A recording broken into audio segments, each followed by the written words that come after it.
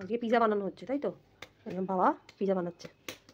এটা সকালবেলা মেখে রেখে দিয়েছিলি ঢাকা দিয়ে? এইটুকু করেছিল সকালবেলা, আর এখন এত বড় হয়ে গেছে। বল ভাই। ইস্ট থাকে তো ওই জন্য ফুলে। আজকে কি হবে, পনির পিজা? বাবা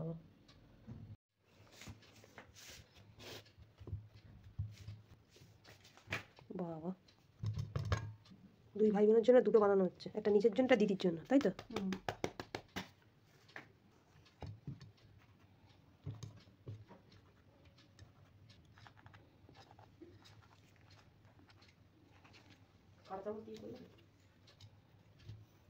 আরে যে কোনো কিছু দিয়ে ফুটো করে দিলেই হলো, ওটাতে তোর আমরা ওইগুলো দিয়েই করি।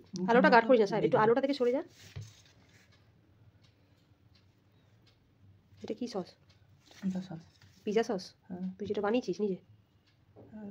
টমেটো দিয়ে আর কি দিয়ে? টমেটো হুম, আর সেরকম কিছু নেই, রসুন আছে, একটু লঙ্কা আছে। টমেটো, রসুন আর লঙ্কা? হ্যাঁ, আর একটু হার্বস আছে, মিক্সড হার্বস। হুম, এবার কি দিবি? White sauce? এটা কি দিয়ে বানিয়েছিস? দুধ আর চিজ। ময়দা, দুধ আর চিজ? হোয়াইট সস দেখি।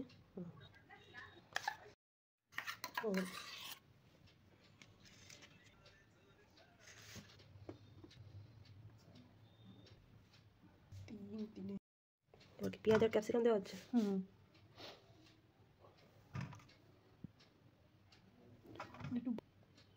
চিজ? হ্যাঁ, আরে কিউব চিজ নয়, স্লাইস চিজ এনেছিলাম। স্লাইস চিজগুলো ওটা মেল্ট হবে হিট পেলে? হ্যাঁ। দুটো ওভেনে দুটো বেক হচ্ছে, এই যে একটা দিদির একটা ভাইয়ের। কতক্ষণ লাগবে বাবু? আধ ঘন্টা। ও, নিচে আবার নুন দেওয়া হয়েছে, নুনের ওপর স্ট্যান্ড দিয়ে তার উপর। এগুলো মাইক্রোওয়েভ ওভেন ছাড়া, মানে গ্যাসে করা আর কি।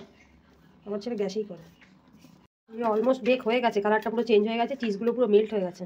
খোলা যাবে বাবু? বেসটা কিন্তু দেখ, মানে বেসটা পুরো একটা কেমন গোল্ডেন কালার হয়ে গেছে পুরো একদম। দেখে তো মনে হচ্ছে সব চিজগুলো মেল্ট হয়ে গেছে, সব কালারটা চেঞ্জ হয়ে গেছে। চলো, তার স্টিমটা একটু বসুক আর একটু। কেন? রেডি তো? ধোয়া উঠছে গরম গরম। হ্যাঁ, ওহো, চিজগুলো সব মেল্ট হয়ে গেছে না? এটাও স্টিম বসেই গেছে, এটাও কালার চেঞ্জ হয়ে গেছে। সুন্দর কপি আসছে একটা। না, এবার টপটপ খেয়ে ফেল দিয়ে, ভীষণ গরম। হ্যাঁ, হচ্ছে দারুণটা কমে যাচ্ছে, দারুণ আছে। চিজগুলো সব মেল্ট হয়ে গেছে রে। লাগে না। গরম গরম পিজা রেডি, টপটপ খেয়ে ফেলো, অনেক রাত হয়ে গেছে। কেমন?